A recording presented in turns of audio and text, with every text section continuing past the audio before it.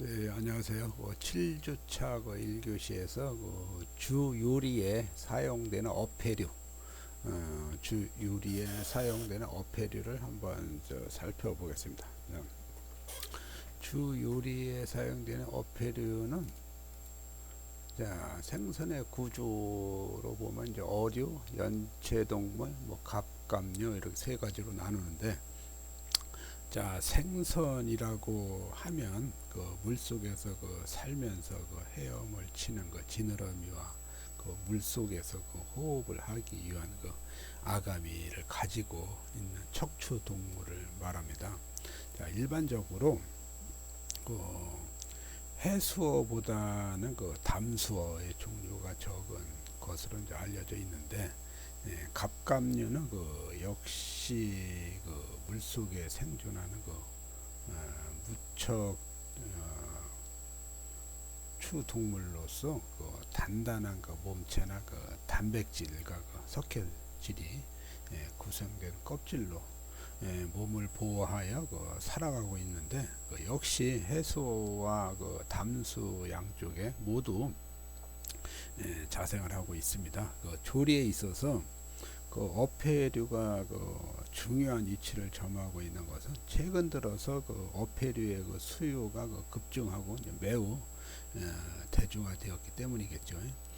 어패류에 대한 수요 증가는 여러 가지 요소가 있을 수 있겠지만, 무엇보다도 식생활의 변화와 건강에 대한 사람들의 인식이 높아지면서 육류에 비해 지방의 종류와 분포가 건강에 더욱 도움이 되는 생선이나 어패류를 요구하게 되었다고 볼 수 있겠습니다.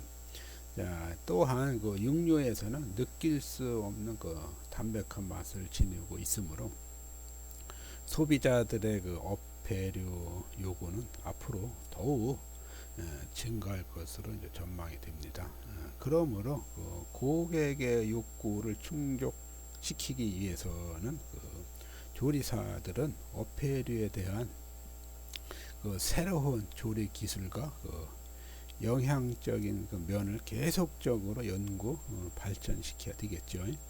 어패류의 종류는 값이 비싼 반면 요리 시에 맛이나 육질, 다른 육류나 가금류와 비교하여 손질되기 쉽고, 손실되기가 이제 쉽죠. 손실되기가 쉽고, 조금만 주의를 게을리하여도 섬세한 맛을 놓칠 수가 우려되죠. 그래 따라서 어패류를 조리할 때에는 무엇보다도 조리되는 시간과 온도에 주의해야 하고, 조리될 때까지 보관에도 섬세한 주의를 이제 기울여 보다 더 높은 질의 요리를 이제 제공해야 되겠습니다. 이 장에서 어패류에 대한 정확한 지식과 조리사가 갖춰야 할 기본적인 구매 방법이라든가 저장 방법, 조리 방법 등을 소개하려고 하는데, 어패류의 조리 시 필요한 기초 지식을 이제 소개하고자 합니다. 첫 번째로 생선의 구조. 생선의 구조는 요리에 사용되는 재료로서 어패류의 크게 어류, 연체류, 갑각류 이제 세 가지로 나누고 있죠. 그러면 이제 어류에서 한번 살펴보면은 담수어와 해수어가 있는데, 종류도 매우 이제 다양하지만은 어류는 헤엄을 치기 위한 지느러미를 가지고 있으며, 안쪽으로는 이제 등뼈 중심으로 하는 골격을 이제 기반으로 이제 몸통을 유지하고 있죠. 어류는 기본적인 모양이 몸통이 둥근 모양과 납작한 모양을 하고 있는 두 종류로 이제 구분할 수가 있는데, 몸통이 둥근 어류는 수직으로 된 지느러미를 가지고 있고, 그 눈이 멀리 양쪽에 대칭으로 붙어 있고 그 머리 중심으로 그 꼬리 쪽을 향하며 둥근 원형이나 뭐 오발형으로 이제 꼬리까지 이제 이어지고 있죠. 예, 반면에 그 납작한 모양을 하는 플랜트 휘시는 그 비대칭형 몸통으로 그 눈을 머리 한쪽을 향하게 붙어 있고 헤엄칠 때 평평한 모양으로 온몸을 이제 흔들어서 움직이죠. 특히 그 플랜트 휘시는 바닷속 깊은 곳에 바닥에 붙어서 움직이고 바닥 쪽은 그 흰색을 띠는 반면 그 이쪽은 검은색을 유지하고 있죠.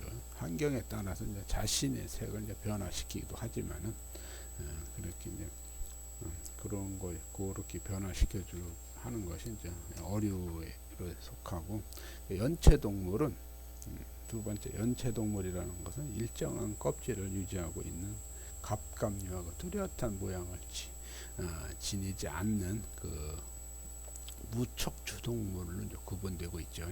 그 대부분의 그 연체동물의 그 껍질을 갖고 있으나 자, 껍질 중에서도 그 한쪽 면만을 그 지닌 전복과 같은 그 단각류가 있고 양쪽 뭐 껍질을 갖고 있는 뭐 조개, 뭐 굴, 뭐 홍합과 같은 그 쌍각류가 있는데 자 오징어나 그 낙지 같은 그 두 종류의 연체 동물은 껍질을 가지고 있지는 않지만 안쪽에 엷은 뼈와 같은 그 커틀본이 하나 있어 몸통을 이제 유지해주고 있습니다. 그 연체 동물은. 그리고 세 번째 갑각류는 뭐 가재나 새우, 게와 같은 그 갑각류는 일부의 그 단단한 그 뼈 구실을 하는 껍질과 꼬리 이제 등을 이제 갖고 있죠. 그 어류와 그 갑각류의 그 살집은 그 수분을 그 기초로 하여 그 단백질과 지방, 미네랄을 포함하고 있는데 짧은 근육과 그 섬세하면서도 엷게 퍼져 있는 그 힘줄을 그 함유하고 있는데 갑각류뿐만 아니라 그 대부분의 어류는 자연적으로 그 부드러운 그 육질을 지니고 있는 것이 이제 특징이죠. 단백질의 그 구조와 영양가가 이제 얘가 조리 목적에 이제 매우 적합하고도 독특한 개성을 지니고 있는 편이죠. 저 육질을 자세히 살펴보면 산소를 운반해 주는 그 미오글로빈의 그 존재 여부에 따라서 그 육질의 색이 흰색과 뭐 유색으로 이제 구분되는데 다른 육류와 구분된다면 어류 육질에는 근육 속의 지방 함량이 매우 소량이라는 것이죠. 그래서 이제 육질 속에 포함되어 있는 그 지방 그 양이 조리 시에 별로 영향을 이제 미치지 않으며 그 연어나 뭐 고등어 같은 그 기름기가 많은 생선도 마찬가지겠지만은 다만 그 흰살 생선에 비해 좀 더 많은 양의 그 기름을 포함하고 있다는 것입니다. 갑각류는. 자 그러면은 그 어패류의 종류를 보면은 자 이제 좀 여러 가지가 되죠.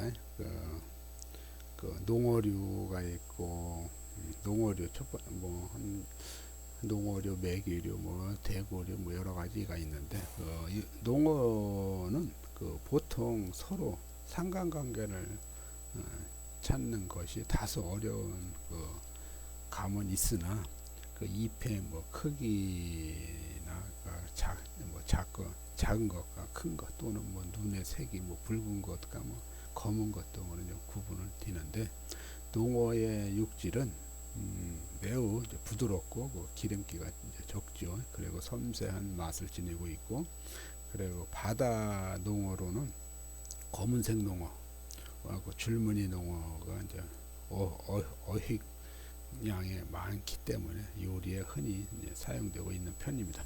검은색 농어는 암초가 많은 그 해안에서 많이 이제 잡히기 때문에 돌농어라는 그 이름을 갖고 있기도 하죠. 보통 뭐 700에서 1200g짜리 그러니까 상품인데 기름기가 이제 적고 그 살집의 그 희어 그 순백 순한 맛을 내는 것이 이제 특징이죠. 이러한 그 특징 때문에 어떠한 요리에 사용해도 잘 어울리며 그 요리 방법에서도 특별하게 하기보다는 일반적으로 요리법에 이제 어울리는 편입니다. 주로 이탈리아 요리와 전통적인 그 중국 요리에 이제 많이 이제 사용되고 있는 편입니다. 그리고 줄무늬 농어 같은 경우는 최근 들어서 그 숫자가 급격히 이제 감소하고 이제 있어 일반 시장에서는 찾아보기 힘든 편입니다. 그것은 그 급증하는 그 수질 오염 때문에 그것은 이제 추정되고 있는데 해수 및 그 담수성을 갖고 있고 깨끗한 물에서 서식하는 이 생선은 500에서 2000g까지 다양한 크기로 요리 목적에 따라서 이제 크기를 이제 선택할 수가 있는데 줄무늬 농어의 육질은 희고 담백이 단맛이 배어 있고 감촉이 매우 좋습니다. 포칭 또는 뭐 석쇠구이, 뭐 전기찌개, 다양한 조리 방법을 사용하면 더욱 특별한 맛을 낼 수가 있습니다. 농어류에는. 그리고 두 번째 메기류 같은 경우는 강이나 그 호수에 서식하는 담소인데 그 비늘이 그 없는 그 생선으로 칠갑상어 다음으로 무게가 많이 나가는 어종으로 2개의 간 수염과 그 4개의 짧은 수염을 갖고 있죠. 강이나 호수의 그 밑바닥에 살면서 물고기, 뭐 개구리 등을 이제 먹고 이제 사는데 최근 들어서 양어장에서 양식을 하면서부터 진흙 맛이 이제 감소하고 1년 내내 이제 공급이 일정하게 되어 이제 안정적으로 이제 사용할 수가 있죠. 보기와는 달리 살집이 이제 섬세하고 매우 부드러운 편입니다. 큰 것은 2kg를 넘는 것이 있고 작은 것은 뭐 200에서 300g짜리도 있고 작은 것은 통째로 튀겨서 요리에 이용하고 큰 것은 머리를 제거한 몸통을 해서 팬프라이라 하여 사용하면 되는 편이겠죠. 그리고 대구류 같은 경우는 대구류의 종류는 어느 정도 그 어류 못지않게 다양하죠. 우리가 흔히 알고 있는 그 폴락, 뭐 하독, 뭐 헤이크 등 많은 종류의 대구가 있는데 대구 육질은 그 기름기가 적고 맛이 순하고 그 육질 간에 그 쉽게 이제 분리가 되고 그 대부분의 조리 방법을 이제 사용할 수가 있지만 석쇠구이 같은 방법은 피하는 것이 이제 좋죠. 그 이유는 육질이 쉽게 분리되기 때문에 이제 조리 과정에서 모양이 이제 흐트러지거나 이제 부서지기 때문입니다. 그리고 이제 그 코드는 아틀란틱 코드와 그 태평양 코드 등이 있는데 육식성으로 그 몸체의 길이는 그 길이가 날카로운 이빨을 가지고 있으면서 5년 정도 된 대구는 길이가 약 1m, 몸무게는 한 90kg까지 나가는 것도 있다고 합니다. 살은 그 흰백색, 회백색으로 소금 저장이나 냉동 저장으로 유통되는 것이 이제 흔한데 우리가 그 알고 있는 명태는 대구과에 속하지만 육질에서 이제 대구보다 지방질이 적고 이제 크기가 이제 약간 이제 작은 편이죠. 대부분의 요리에 사용되는 대구는 크기는 1kg에서 4kg짜리가 이제 적당하고 이제 훈제하거나 이제 소금구이를 하면 이제 좋겠죠. 그리고 이제 장어 같은 경우는 장어는 그 해수와 담소를 번갈아가며 살아가는 이주성 그 어종으로 몸 길이가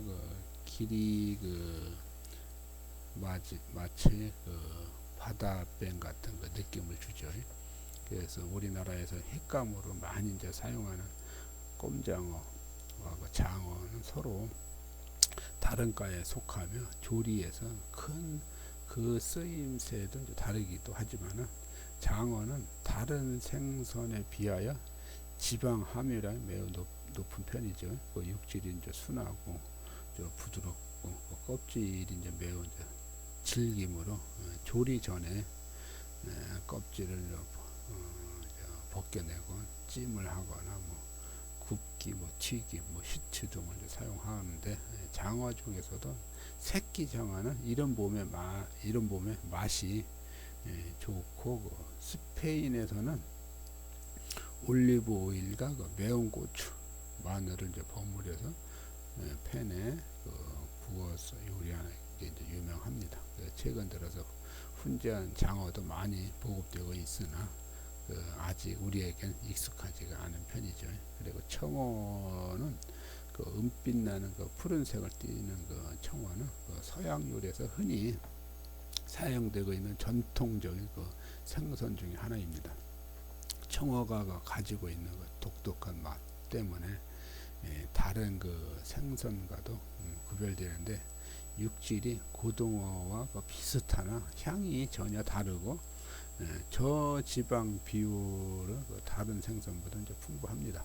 자, 필렛을 떠서 양념을 한 다음에 팬 프라이를 하기도 하고 석쇠구이도 좋고 그리고 식초 절임으로도 많이 이제 사용되는데 크기는 300g 정도가 요리에 사용하기에 좋고 육질이 이제 부드럽고 이제 지방 함유가 높아 이제 부패되기가 이제 쉬운 편입니다.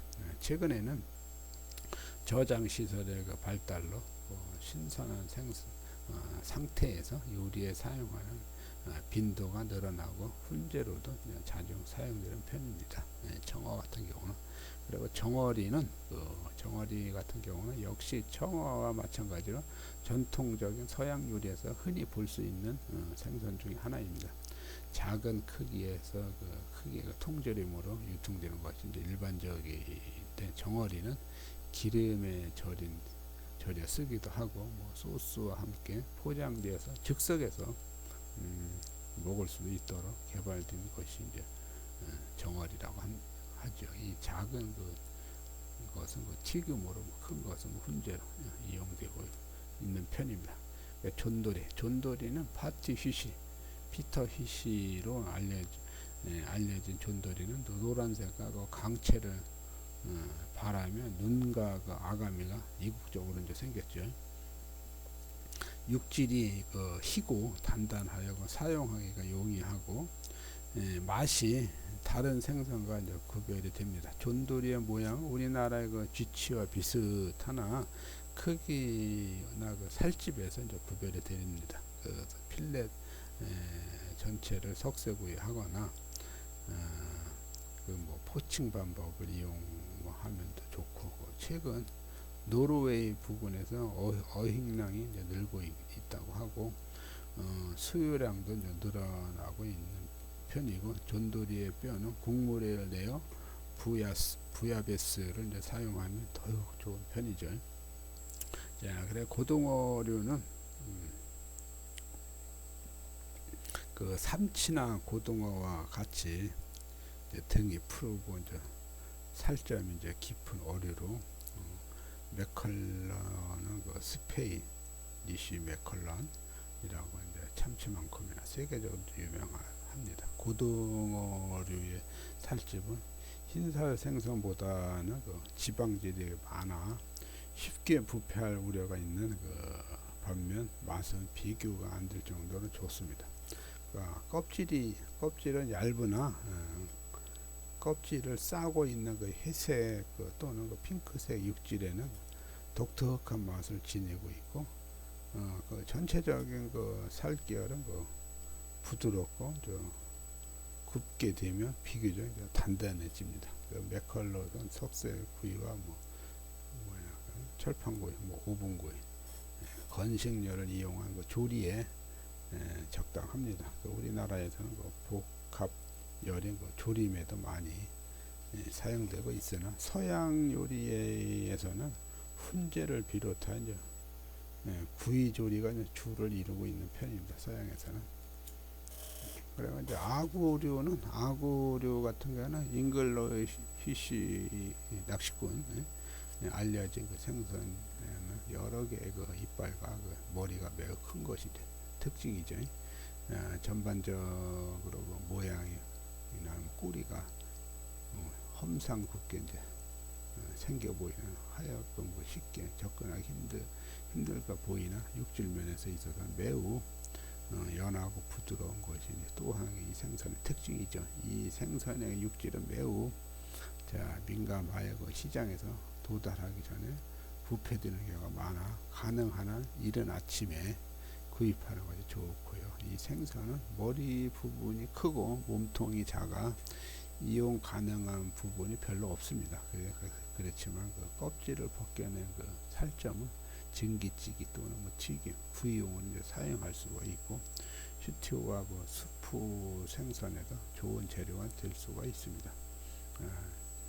그리고 오렌지 러피는 남태평양 뉴질랜드와 오스트리아의 부근에 한해서 많이 이제 잡히는 이 생선은 얇은 오렌지색 껍질과 같은 단단한 육질을 갖고 있고 진주처럼 희고 지방 함량이 이제 적은 육질을 온화하고 이제 부드러운 향을 갖고 있어 생선 요리로는 각광을 이제 받는 편입니다. 일반적으로 필렛을 만들어 냉동품으로 공급되기 때문에 연중 고르게 메뉴에 사용할 수 있는 뿐 아니라 가격도 비교적 저렴하여 경제성이 있는 것이 편입니다.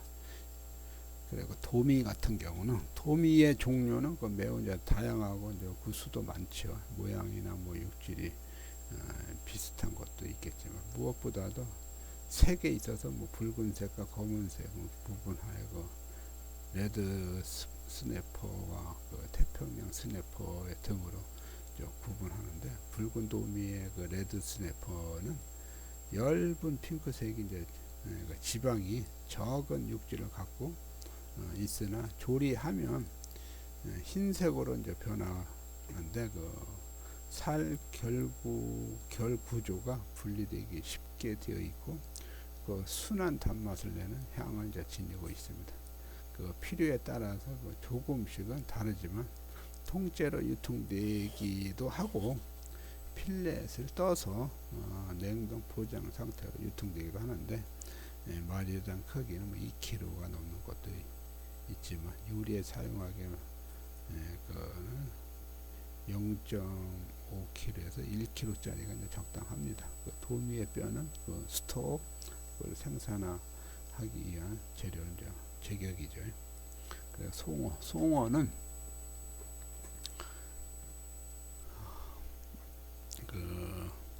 연어류에 속하지만 대부분이 깨끗한 물에 서식하는 담소종입니다. 최근 들어서 송어 양식업이 증가하면서 상업성이 좋은 생선 중에 하나로 알려져 있고 무지개 송어가 대중화된 추세입니다. 대부분의 송어가 민물에 살고 있지만 일부 종류의 송어들은 바다에서 살다가 알을 낳기 위해서 이제 민물로 돌아오는 희귀성 생활을 하고 있습니다.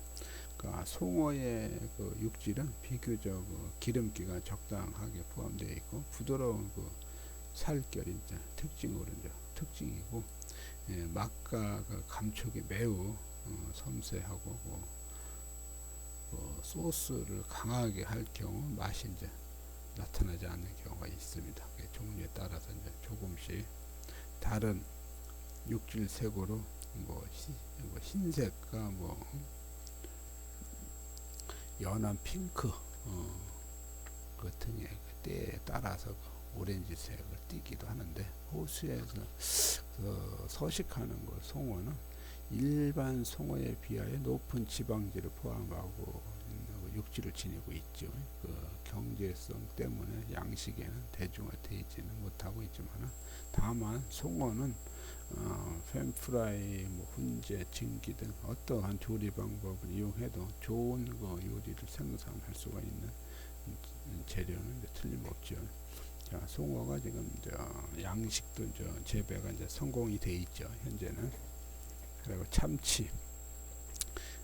참치는 그 블루핀, 옐로핀, 뭐 비가이, 뭐 블랙핀 등으로 이제 매우 다양한 종류를 말해주듯이 참치가 조리에 미치는 영향도 대단하죠. 특히 그 최근 들어서 참치 수요가 늘어나고 그 서양 요리에 그 참치를 이용한 조리 방법이 다양하게 개발되면서 대중화된 메뉴가 눈에 띄게 이제 새롭게 생겨나고 이제 있고, 고등어류에 속하는 그 무게가 그 300에서 500kg까지 나가는 이 거대한 생선은 세계 그 여러 곳에서 그 포획되고 지역적으로 다양하게 이제 사용이 되고 있고, 주목할 만한 것은 그 참치의 수요 중에서 날것으로 요리되는 사시미가 이제 세계적으로 이제 선풍적인 인기를 누리면서 그 서양 요리에서도 접목이 되고 있는 점입니다.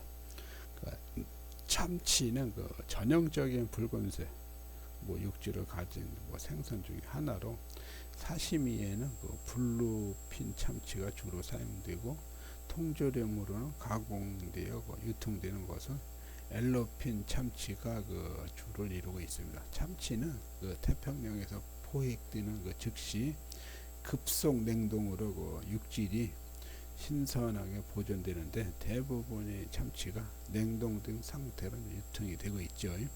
그 참치는 뼈를 제거하고 4등분으로 구분하는데, 가슴 쪽에 기름이 많은 그 부분은 사시미용으로 이제 사용하고, 그 밖에 이제 스테이크 또는 뭐 구이, 뭐 샐러드 다양하게 이제 사용하고 있죠. 그래서 참치의 그 측면으로 그 옆줄을 따라서 붉은 면서 검은색을 내는 근육질을, 기름기가 이제 많고 맛도 이제 특이하죠.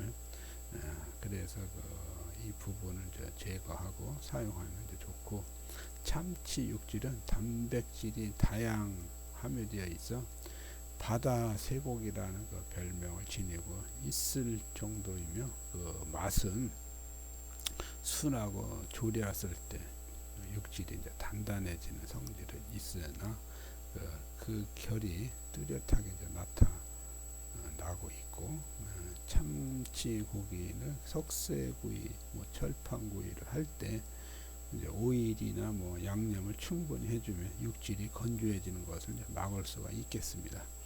자, 그리고 이제 연어 같은 경우는 연어는 그 계곡이나 계곡의 그 발달되어 수량이 이제 풍부하고 대륙붕이 이제 비교적으로 깊은 노르웨이나 뭐 스칸디나비아 같은 그 북부 유럽을 중심으로 이제 질종 품종이 이제 생산되고 있고, 물론 그 알래스카나 일본 홋카이도 부근에서 잡히는 연어도 그 질이 매우 우수하지만은 물량 면에서는 북유럽 생산량을 따르지 못하고 있죠. 그 연어는 그 민물에서 태어나 이제 바다로 생활 터전을 옮긴 다음에 다시 민물로 돌아오는 희귀성 어종으로 이제 살색이 분홍색과 은색, 붉은색 등으로 이제 구분이 되는데, 연어 육질 그 속에는 비교적 뭐 다량의 그 지방을 포함하고 있는데, 불포화성 뭐 지방으로 뭐 동물성 지방과 구별이 되지요. 그 연어의 그 수요는 세계적으로 상업적인 목적에 의해서 그 양식이 되고 있는데, 노르웨이, 뭐 캐나다, 뭐 스코틀랜드 등 여러 나라에서 아틀란탄 연어의 그 시장 점유율을 높이기 위해 자신들 나라 이름을 붙여 전 세계로 유통시키고 있고, 그 아틀란틱 연어는 육질이 부드럽고 기름기가 많으며 깊은 핑크색을 이제 띠는 것이 이제 특징입니다. 크기는 보통 2kg에서 6kg 정도의 요리 용도로는 적합한 크기로 이제 유통되고 있는 편입니다. 그다음 보고는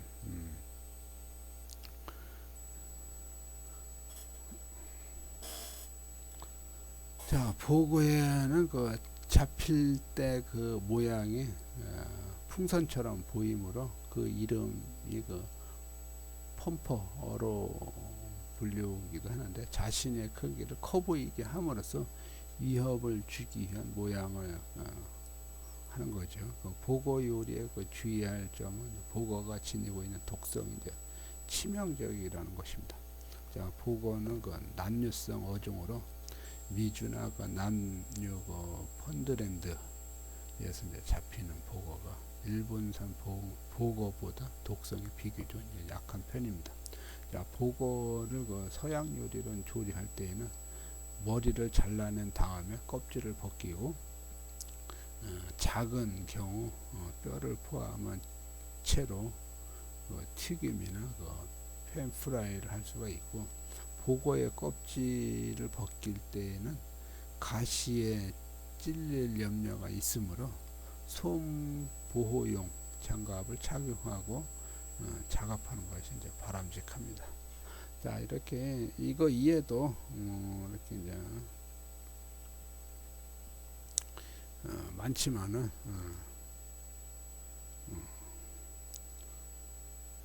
이렇게 이제 나름대로 이제 어종의 그 별로 이제 말씀을 드려 보았고, 자, 그 다음에 이제 플랫시시라고 있는데, 플랫시시는 뭐 여기서도 이제 도보솔, 뭐 레몬솔, 광어, 터붓이라고 있는데, 여기서 플랫시시는 살결이 그 매우 부드럽고 그 순한 맛을 지니고 있고, 그 살코기에서 은은한 그 단맛을 풍기고, 진주같이 깊은 흰색과 그 약간의 핑크색이 섞여 있습니다.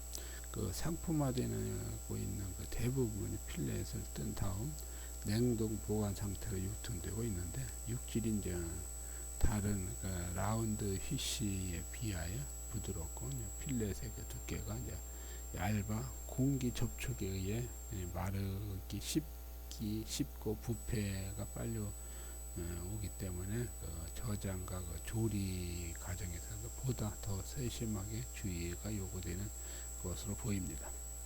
그래서 도보솔이라는 것은 그 전형적인 가자미과의 그 일종으로 납작하면서도 긴 타원형의 그 모습을 하고 있고, 그 섬세한 그 맛과 이용 가치가 높은 모양 때문에 그 고급 요리에 자주 쓰이곤 하죠. 영국이나 그 아프리카, 뭐 유럽 해안을 따라서 어획량이 많기 따라 때문에 그 다른 나라에 그 수출하기 위해서 통째로 냉동하거나 필렛을 만들어 냉동 상태로 유통시키고 있죠. 그리고 레몬솔은 그 우리나라의 그 연안에서 잡히는 그 가자미와 매우 흡사하게 생겼는데, 미국 그 동쪽 해안을 따라서 그 대단히 많이 서식하는 그 대중적인 가자미과의 일종입니다. 그 때로는 그 검은등 넙치 또는 뭐 겨울 넙치로 알려진 이 생선은 한류를 좋아하기 때문에 겨울 동안 더 차고 깊은 곳으로 이동하는 성질을 지니고 있습니다. 플랫피시 이제 강어에서 그 플랫피시 중에서 그 강어는 체구가 이제 큰 편에 속하는 강어는 경우에 따라서 100kg가 훨씬 넘는 것들이 포획되기도 합니다. 강어의 종류는 크게 두 가지로 나누는데, 동아틀란틱 강어와 북알래스카 강어를 구분하는 것이 일반적인데, 그렇지만 그 육질이 있어서 모두 비슷한 성질을 갖고 있습니다. 그 강어의 육질은 매우 희고 순한 맛을 지니고 있어서 소스의 종류에 따라 요리를 다양하게 표현할 수도 있고, 강어의 필렛은 뼈를 제거한 다음에 그 스테이크와 뭐 꼬치 등 갈아서 뭐 크림과 와인을 첨가한 다음에 생선 테리기라든가 등을 사용하면 더욱 좋은 요리 재료가 되고 있죠. 그 강어 중에서 알래스카 강어보다 크기가 작은 캘리포니아 강어는 약 5kg 안팎으로, 육질은 그 다른 강어 비슷하나 조리 시 그 개발하기 용이하죠. 강어살 역시 다른 그 플랜티시 마찬가지로 공기와 접촉하면 쉽게 마를 염려가 이제 있으므로 보관 시에는 공기와의 접촉을 차단하는 그 포장 신경 써야 되겠습니다. 그 강어 역시 포칭이라든가 석쇠구이, 오븐구이 등과 같은 요리에 광범위하게 사용할 수 있고 소스 종류의 그 선택에 따라서 더 많은 응용 요리를 만들어낼 수 있으므로 매우 유용한 재료라고 할 수 있습니다.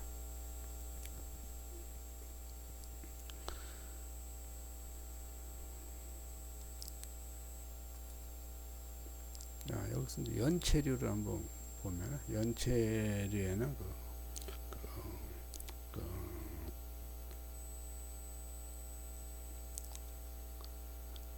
단강류라고 하는데 단강류에서 보면 이렇게 전복이라든가 전복, 소라, 달팽이 등 있는데 전복 저는 단강류에서 속하는 연체류는 하나의 껍질을 가지고 있는 일정하지 않은 몸체를 갖고 있는 것을 말하는데 단강류는 쌍강류에 비해야 그 종류가 이제 간단하면서 모양새는 이제 비슷합니다. 마치 동굴과 같은 단단한 석회질 껍질을 가지고 일단 구성된 껍질을 살아가는 동안 언제나 같이 성장하게 되는데 자세히 보면 나무의 나이테와 같이 성장된 모습을 이제 볼 수가 있습니다. 전복 같은 경우는 전형적인 단강류로 질은 갈색과 은색이 섞인 껍질을 가지고 있는데 마치 사람의 귀와 같은 모습을 하고 있는 편입니다. 최근 들어서 대부분의 전복들이 양식이 되어 유통되고 있죠. 전복은 육질이 좋고 성장 조건이 다른 연체류와 비교하여 까다롭기 때문에 수요를 충족시키지 못하는 관계로 가격 면에서 이제 대단히 이제 비싼 편이죠. 세계적으로 전복은 일본에서 수출하고 있는 것과 미국 캘리포니아에서 생산되고 있는 전복이 냉동 상태로 유통되거나 이제 통조림 형태로 시장에 이제 공급되고 있고, 전복의 육질은 지방이 적고 담백한 맛을 지니고 있고 오랫동안 씹었을 때 단맛을 느낄 수 있는 순한 단맛을 포함하고 이제 섬세한 향이 마치 조개류와 이제 비슷하죠. 일반적으로 육질이 단단하고 물리적인 방법으로 이제 부드럽기도 하고 잘게 썰어 요리에 사용하기도 하지만 날것으로 요리에 사용할 때는 얇게 썰어서 이제 제공하면 되지만 그릴이나 소테를 할 때에는 조금만 오버쿠킹이 되어도 육질이 이제 질겨지죠. 그래서 정확한 조리 시간과 열을 조절을 잘 해야 되겠죠. 전복 요리에는. 그리고 이제 소라는 비교적 물이 따뜻한 바다나 이제 물에 이제 서식하는 소라 껍질이 아름답고 종류에 따라서 그 크기도 가지죠. 주로 이제 몸체를 밖으로 내요. 땅에서는 또 근육질 근육 움직임을 이동할 수 있는 능력을 가지고 있고 위험이 닥쳐오면 껍질 속으로 몸을 숨기는 본능을 지니고 있죠. 소라의 육질은 기름기가 이제 거의 없고 매우 이제 단단하지만 약간의 흙냄새를 포함하는 훈제 맛과 비슷한 맛을 이제 지니고 있고 오랫동안 씹으면 보다 더 깊은 맛을 이제 느낄 수도 있고 날것으로 요리에 사용할 경우에는 식초나 라임 주스를 이제 곁들여 새로운 맛을 이제 만들어 낼 수가 있고 특히 열을 가하는 조리를 할 때에는 갑작스러운 열을 가하기보다는 은근하게 천천히 열을 가하여 질겨지는 것을 방지하는 것이 이제 좋겠습니다. 그 소라는 그 차게 해서 뭐 샐러드나 뭐 수프 또는 그 잘게 썰어 그 다른 요리에 첨가하면 담백한 맛을 낼 수가 있죠. 달팽이에는 달팽이는 프랑스 전통 요리로 유명합니다. 그런 연유에서인지 달팽이는 그 스네일보다는 에스카로고라는 그 프랑스 이름을 더 많이 알려져 있는 것 같습니다. 그 달팽이는 그 단강류 동물로 습지에서 서식하지만은 그 생선 요리 분야로는 그 구분되는 것이 이제 일반적인데, 달팽이의 그 수요가 세계적으로 이제 증가 추세에 있고 양식에 그 의한 공급도 언제든지 제공할 수 있기 때문에 그 어느 정도는 대중화되어 있는 요리라고 봅니다. 그 달팽이를 그 조리할 때에는 향을 첨가한 그 곡물에서 삶아서 뭐 껍질과 분리한 다음 뭐 양념을 하여 다시 껍질 속을 채운 다음 뭐 굽거나 뭐 버터와 향신료를 간하여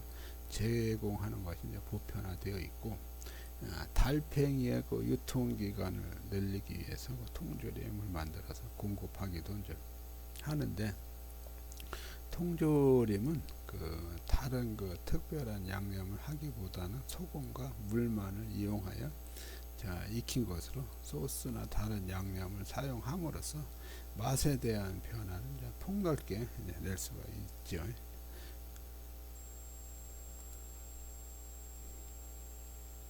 쌍강류에서는 쌍강류는 그 두 개의 그 비슷한 껍질이 붙어 있고, 그 사이로 그 연체류의 몸이 있어 보호 역할을 하면서 살아가는 그 형태를 말하는데, 쌍강류는 매우 다양하고 이제 그 종류도 이제 대단히 이제 많습니다. 그러면 이제 조개류라든가 조개류는 이제 쌍강류에 속하는데, 조개류는 그 껍질을 그대로 사용할 수도 있고 껍질을 제거하고 살만 이용할 수도 있는데, 조개에는 그 요리용 통조림으로 유통되기도 하지만 일반적으로는 그 살아있는 상태로 시장에서 이제 출하되어 이제 조리하기 전 단계까지 살아있는 것이 요리의 맛을 살리기 용이하죠. 조개를 구입할 때는 살아있는지 뭐 확인하기 위해서 이제 껍질을 살펴보는 방법이 있는데, 약간의 충격을 주었을 때 매우 그 단단하게 닫히는 것이 이제 신선하고 이제 좋은 것인데, 조개로부터 그 향긋한 그 바다 냄새가 나는 것이 이제 품질이 이제 좋은 편입니다. 조개류는 그 1년 내내 공급의 그 변동이 적어서 이제 메뉴를 그 구성하는데 특별한 그 어려움이 없으므로 그 껍질 속의 그 수분을 저장할 수 있는 능력이 이제 뛰어나므로 그 생존 기간이 이제 길어 다른 어떤 어종보다 살아있는 상태로 유통 기간이 길다는 그런 장점이 있습니다. 그 조개류는. 꼬막은 비교적 그 크기가 작으면 껍질에 그 흠이 세로로 파여 있는 것이 이제 특징이고, 꼬막은 큰 것에 지름이 한 3cm 정도, 다른 조개류에 비하여 작지만 가용 비율이 65% 정도로 비교적 높은 경제적이죠. 꼬막은 우리나라에서 식단에서 흔히 볼 수 있는 조개류에 속하지만 미국이나 유럽에서도 매우 대중적인 그 재료 중에 하나로 뭐 생선 수프나 뭐 슈트에 자주 사용되고 있습니다. 바지락류에서는 그 조개류 중 종류도 매우 다양하고 그 쓰임새도 이제 고정되어 있지는 않는 것이 이제 바지락류를 할 수 있는데, 껍질이 비교적 이제 단단하고, 자, 육질은 그 단맛을 포함하는 그 매우 향긋한 맛을 내는 조개류라고 봅니다. 마치 나무의 나이테처럼 조개 주위를 따라가며 성장 곡선을 나타내는 껍질을 가지고 있는데, 그 여기 이제 대부분의 그 조개류가 그렇듯이 껍질의 한쪽만을 살려 요리의 그 분위기도 살릴 수도 있고, 시원한 국물 맛을 내는데도 이제 용이하게 쓰고 있죠. 이 중에서 뭐 체리스톤은 가끔씩 날것으로 사용하기도 하나, 대부분 뭐 수프, 차우자 수프는 뭐 찌개, 뭐 이렇게 여러 가지 바지락 중에서도 태평양 연안에서 생산되고 이제 있는 뭐 클랩, 뭐 태평양에 따라서 뭐 서식하는 조개류. 1930년대부터 어획량이 이제 급증하고 이제 대중화되기 시작했다고 합니다. 그래서 이제 홍합은 세계적으로 물이 있는 곳이면 어디나 넓게 분포된 매우 흔한 조개류의 일종이죠. 홍합 생산량이 많은 만큼 그 사용처도 대단히 광범위하게 이제 국물 맛내기를 비롯하여 뭐 수프, 파스타, 뭐 튀김, 뭐 샐러드 등등의 이제 어느 곳이든 접목시키기가 쉬운 재료 중에 하나로 보입니다. 홍합류는 검은 홍합은 가장 일반적으로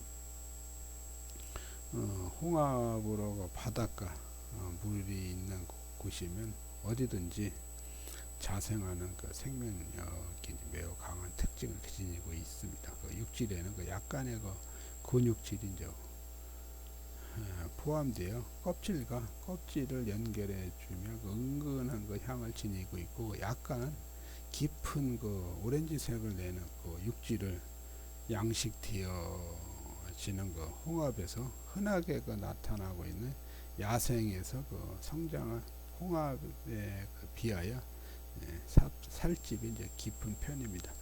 자, 검은 홍합 역시 살아있는 상태로 유통되는데, 껍질을 그 포함한 무게가 무거울수록 좋은 품질입니다. 또한 그 냄새를 맡았을 때 비린내가 없고 독특한 향기가 풍기는데, 이 냄새는 매우 신선하고 바다 향을 지니고 있는 것이 이제 좋습니다. 검은 홍합의 그 장점은 1년 내내 공급이 일정하고, 이제 맛에 대한 그 저항감이 이제 적은 것이고, 적고, 검은 홍합의 공급은 연중 계속적으로 이제 이루어지고 있지만, 가장 좋은 육질과 그 향을 갖고 것이 겨울에 채취한 홍합이 가장 좋습니다. 자, 그린 홍합은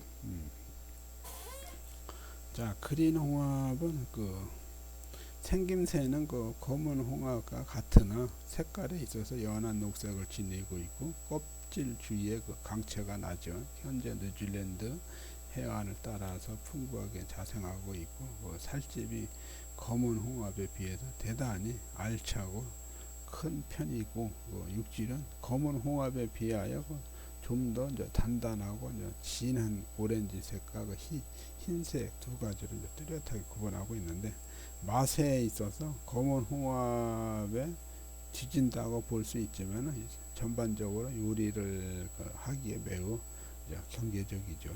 그린 홍합은 태국 해안에서 많이 생산되고 있는데, 전체적으로 검은 홍합보다는 더 큰 편에 속합니다. 검은 홍합이 깔끔하고 시원한 그 국물과 육질이 부드러움을 특징으로 한다면, 그린 홍합은 개별 살집이 큰 것이 특징이라고 합니다. 자, 그래도 굴은 매우 이제 거칠고 이제 회색빛 껍질을 가지고 있죠. 육질이 매우 이제 섬세하고 소금기가 많은 반면 단백질이 이제 풍부한 게 특징이고, 굴은 날것으로 요리하였을 때와 그 열을 가했을 때 그 차이점이 이제 대단히 큰 편이고, 대부분의 굴이 자연산보다는 양식에 의존하고 살아가는 상태로 유통되는 것이 일반화되어 있고, 고객에게 제공될 때 그 살아있는 상태이므로 가장 좋은 신선도와 그 맛을 유지할 수 있는 그 재료 중에 하나라고 봅니다. 그래요. 이제 폐주 같은 경우는 그 둥근팬과 같은 껍질을 연결시켜 주로 내 근육, 주식된 육질로서 깊은 상아색을 띠는데, 이러한 폐주는 다른 그 조개류에 비해서 생존력이 이제 약하므로 대부분 이제 선상에서 껍질을 깐 후에 손질된 상태로 유통되는데, 특별히 그 살아있는 상태로 구입하는 경우는 운송할 때 비교적 많은 비용이 이제 소요 되기 때문에, 그래서 이제 거의 이제 깐 상태로 유통이 많이 되고 있죠. 그래서 이제 그 육질은 그 다른 어떤 조개류와도 비교가 안 될 정도로 이제 품질은 이제 뛰어나고 매우 이제 부드럽고 이제 감칠맛이 나는데, 대체로 좋은 향을 지니고 있고, 그 깊은 그 상아색과 둥근 원형의 그 근육질처럼 이제 보이기도 하고, 조리 방법도 습심열과 건식열의 어떠한 방법을 사용하더라도 좋은 요리를 생산할 수가 있죠. 하지만 그 필요 이상으로 그 익혔을 때에는 육질이 이제 갈라지고 육즙이 이제 손실을 가져올 수가 있습니다. 그래서 스칼프는 날것으로 요리에 사용할 때에는 매우 싱싱한 것이 아니면 사용을 자제하는 것이 이제 좋은 편이죠. 자, 그래서 이제 쌍각류까지 이렇게 뭐 이렇게 쭉 한번 이렇게 그냥 빠르게 이렇게 한번 살펴보았는데, 그러면 다음 시간에 이어서 2교시에는 두 종류가 있는데, 두 종류에는 뭐 이제 뭐 수중 연체 중에서도 그 머리를 뚜렷하게 가지고 있는 것이 특징이죠. 그래서 다음 시간에 두 종류를 한번 살펴보겠습니다.